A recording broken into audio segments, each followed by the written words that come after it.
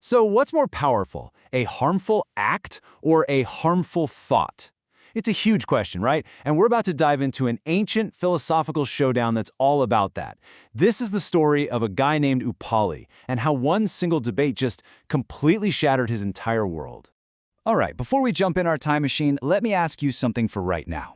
Picture this, a driver, completely by accident, hits a pedestrian. It's a total tragedy. Now, in another corner, you've got someone who spends their whole day just fantasizing about doing that exact same thing, but they never even touch a car. So who's really more at fault here? It's a tricky one, isn't it? Well, that exact dilemma is what kicked off this legendary philosophical showdown. Okay, so our story takes us way back to ancient India, where we have this massive clash between two philosophical giants.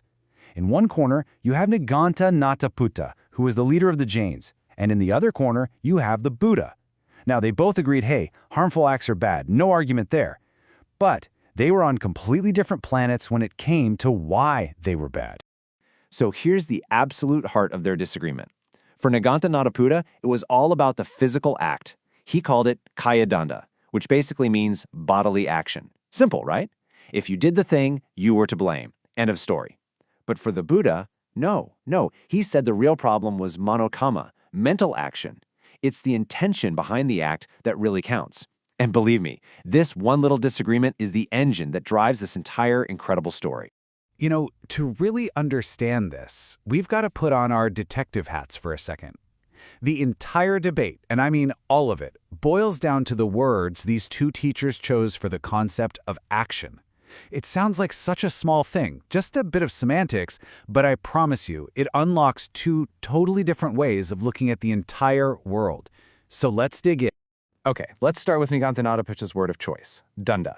Now, if you just look it up in a dictionary, the first translation is pretty straightforward. It means things like a rod, a stick, punishment, and from there it comes to mean a physical action, something you can actually see, something you can touch.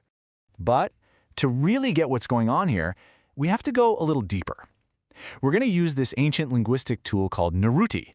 Think of it like peeling an onion, right? You're peeling back the layers of the word to find its core, its original meaning. And when you do that with danda, you find it's all about external force. It's literally the stick hitting something. It's an act that happens out there, in the physical world. Its very soul is physical. All right, so now let's flip over to the Buddha's word, karma. And again, if you just do a quick dictionary lookup, it seems simple enough. It means action, deed, work.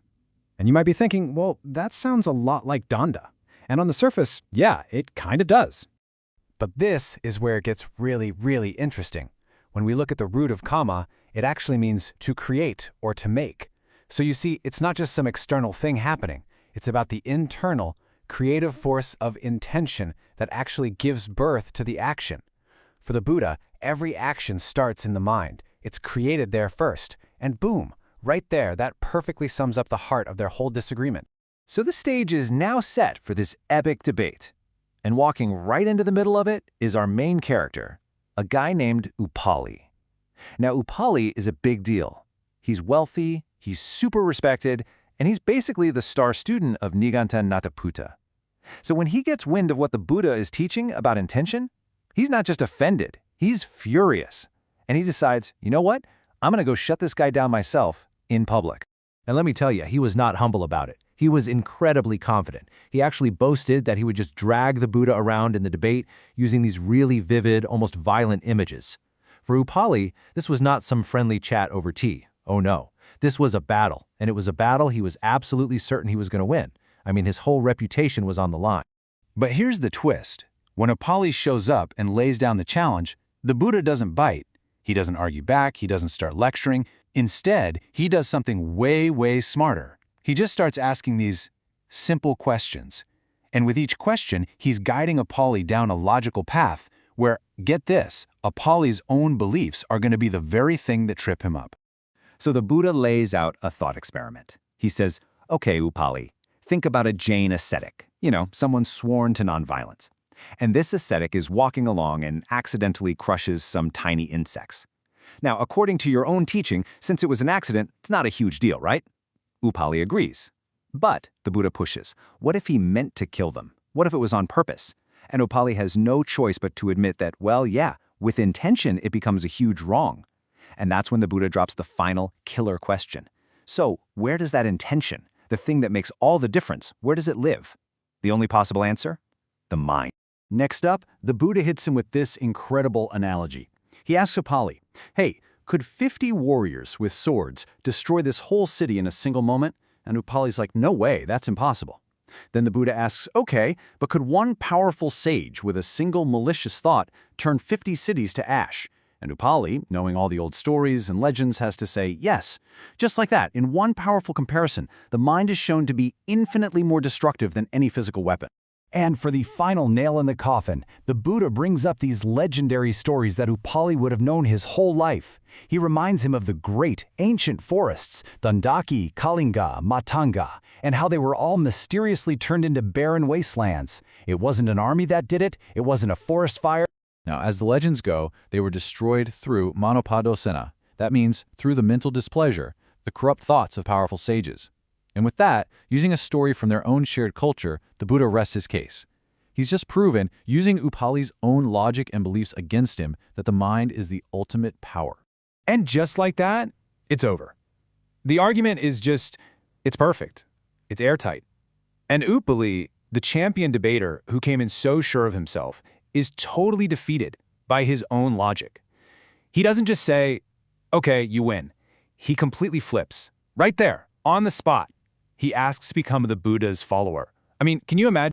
But hold on, the story isn't over yet. Not by a long shot. Because the conversion of a guy this famous, this important, well, it sends a massive shockwave through the whole community.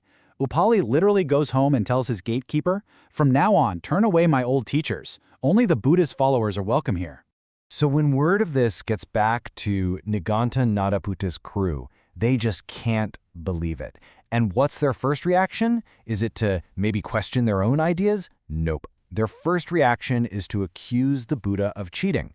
They start saying that Upali didn't change his mind because of some brilliant argument. No, he must have been tricked by some kind of converting magic. But Upali's response to this is just, it's absolutely brilliant. When they accuse him of being caught by magic, he joyfully agrees with them. He says, you're right, it is magic, a beautiful, wonderful magic. He says he wishes his family, his friends, the entire world could be converted by this exact same magic, the magic of seeing things clearly. And the final scene of this whole saga is, well, it's intense. And it's shocking. When Nigantha Nataputta himself hears that his #1 student hasn't just left, but is now singing the praises of his rival's magic, that philosophical defeat becomes brutally physical. The text literally says he's so overcome with rage and despair that he vomits hot blood. I mean, talk about a stark image of having your entire worldview just shattered. And that brings us right back to the heart of this entire story. Upali's old friends accused him of being fooled by magic, but for him, it felt like he had been awakened by pure clarity. So that leaves us with one last question to think about. When you come across an idea that's so powerful it completely changes your world, what's really going on? Is it some kind of trick? Or is it that moment you finally start to see things as they really are?